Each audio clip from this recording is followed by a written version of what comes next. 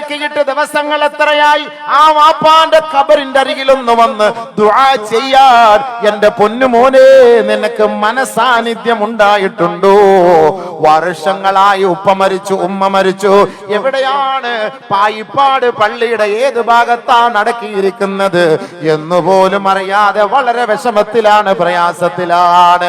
വാപ്പമാരും ഉമ്മമാരും മരിച്ചു പോയിട്ടുണ്ടെങ്കിൽ ഉണ്ടല്ലോ, അവരുടെ റൂഹുകൾ, അർവാഹുകൾ, അവരെ സ്മരിക്കാത്ത മക്കളുടെ വീടിന്റെ സമുച്ചയത്തിലേക്ക് വന്ന് നിന്നുകൊണ്ട് പാതിരാ സമയത്ത് വിളിച്ചു പറയുമത്രേ, യാ അഹ്ലി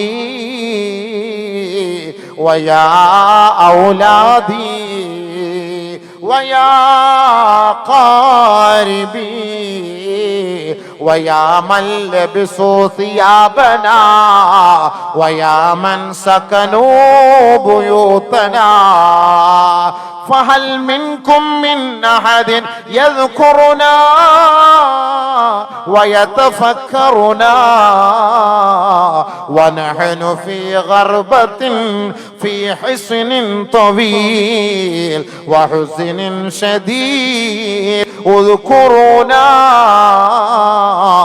ولا تبخلوا علينا.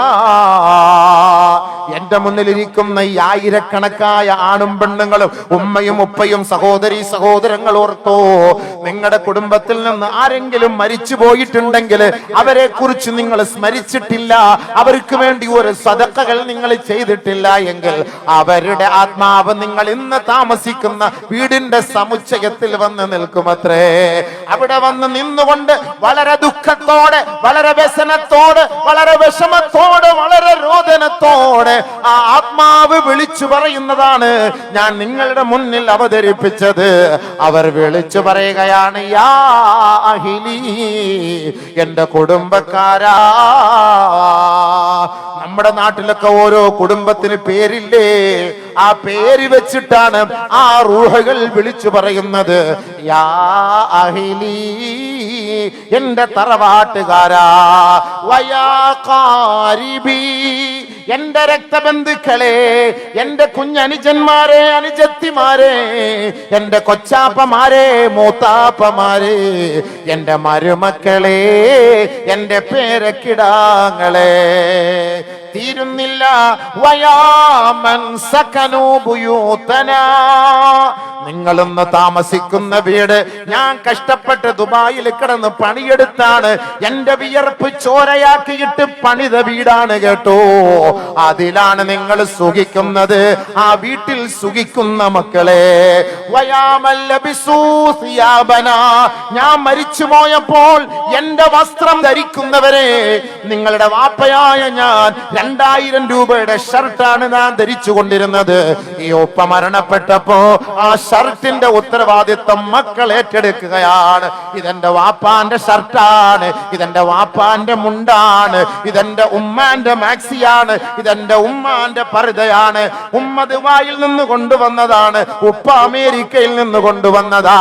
അവർ മരിച്ചുപോയപ്പോ അനന്തര സ്വത്തെന്ന പോലെ അവരുടെ വസ്ത്രം മക്കളാണ് ഉപയോഗിക്കുക. പക്ഷേ ആ മക്കൾ ഈ മാതാപിതാക്കളെ ഓർക്കാതെ വരുമ്പോ ആ വസ്ത്രം ധരിച്ചിരിക്കുന്ന മക്കളെ നോക്കിയിട്ട് ആ ആത്മാവ് വീടിന്റെ സമുച്ചയത്തിൽ നിന്ന് വിലപിക്കുകയാ, എന്റെ വസ്ത്രം ധരിക്കുന്ന മക്കളെ, കഷ്ടപ്പെട്ട് അധ്വാനിച്ചുണ്ടാക്കിയ എന്റെ വീട്ടിൽ താമസിക്കുന്ന മക്കളെ, ഹൽ മിൻകും മിൻ അഹദിൻ യദ്കുറുനാ വയതഫക്കറുനാ. ഞാൻ മരിച്ചിട്ട് വർഷം എത്രയായടാ, എന്നെ ഇന്നുവരെ ഒന്ന് ഓർക്കാൻ പോലും നിങ്ങളുടെ മനസ്സ് അനുവദിക്കുന്നില്ലല്ലോ. ആദ്യത്തെ ഒരു വർഷം മാത്രം എല്ലാരും എന്തോ വലിയ പുണ്യമായി എന്റെ ഖബറിലേക്ക് വന്നു. ഇന്ന് വർഷം എത്രയായി? ഞാൻ മരണപ്പെട്ട് നിന്റെ ഉമ്മ മരിച്ച്, നിന്റെ ഉപ്പ മരിച്ച് വർഷങ്ങളായിട്ട് ഈ ഖബറിലേക്കൊന്നു വരാൻ എന്റെ മക്കളെ നിങ്ങൾ തയ്യാറാകുന്നില്ലല്ലോ. ബഹുമാനപ്പെട്ട റൂഹുകൾ വിളിച്ചു പറയുകയാണ്, ഉദ്കുറൂനാ, ഞങ്ങളെ നിങ്ങളൊന്ന് ഓർക്കണേ, സ്മരിക്കണേ, വലാ തബ്ഖലൂ അലൈനാ, ഞങ്ങളോട് നിങ്ങൾ പിശുക്ക് കാട്ടരുത്, ലുബ്ദ് കാട്ടരുത് കേട്ടോ. ഇന്നൽ മാലല്ലദീ ഫീ ഐദീകും, നിങ്ങളുടെ കയ്യിലുള്ള സമ്പത്തുണ്ടല്ലോ, നിങ്ങൾ ഇന്ന് താമസിക്കുന്ന വീടും സ്ഥലവുമുണ്ടല്ലോ, നിങ്ങൾക്ക് ചങ്ങനാശ്ശേരിയിലും തിരുവല്ലയിലും കോട്ടയത്തും മറ്റു പല സ്ഥലങ്ങളിലും ടൗണുകളിൽ നിങ്ങൾക്കുള്ള കടയും സ്വത്തുകളുമുണ്ടല്ലോ, കാന ഫീ ഐദീനാ, അത് ഞങ്ങളുടെ കൈകളിലായിരുന്നു മക്കളെ. വലാ നുൻഫിഖു മിൻഹു ശൈആ, ആ പണത്തിൽ നിന്ന് ഒരു രൂപ പോലും ആഖിറത്തിലേക്ക് വേണ്ടി ഞങ്ങൾ ചെലവ് ചെയ്തവരല്ല കേട്ടോ. അത് നഷ്ടപ്പെട്ടു പോകുമെന്ന് കരുതിയിട്ട് ദുനിയാവ് വെട്ടിപ്പിടിക്കാൻ കൊതിച്ചവരാണ്. ഇന്ന് ഞങ്ങൾ നഹ്നു ഫീ ഹസ്നിൻ തവീൽ വഹുസ്നിൻ ശദീദ്, ഇന്ന് ഞങ്ങൾ അതിന്റെ തിക്തഫലം അനുഭവിക്കുകയാണ്. വല്ലാത്ത ദുഃഖത്തിലാണ് മക്കളെ, വല്ലാത്ത പ്രയാസത്തിലാണ് മരുമക്കളെ. ഉദ്കുറൂനാ, ഞങ്ങളെ ഒന്ന് നിങ്ങൾ ഓർക്കണേ, വലാ തബ്ഖലൂ അലൈനാ, ഞങ്ങൾ പിശുക്ക് കാണിച്ചതുപോലെ ഞങ്ങളോട് നിങ്ങൾ പിശുക്ക് കാട്ടരുത് കേട്ടോ. ഓരോ ആത്മാക്കളും അവരുടെ വീടിന്റെ സമുച്ചയത്തിൽ വന്ന് നിന്നുകൊണ്ട് പാതിരാ സമയത്ത് വിളിച്ചു പറയുന്ന സംഭവങ്ങളാണ് നിങ്ങളുടെ മുന്നിൽ ഇപ്പോൾ ഞാൻ പറഞ്ഞത്. അതുകൊണ്ട് നമ്മുടെ വാപ്പ മരിച്ചു,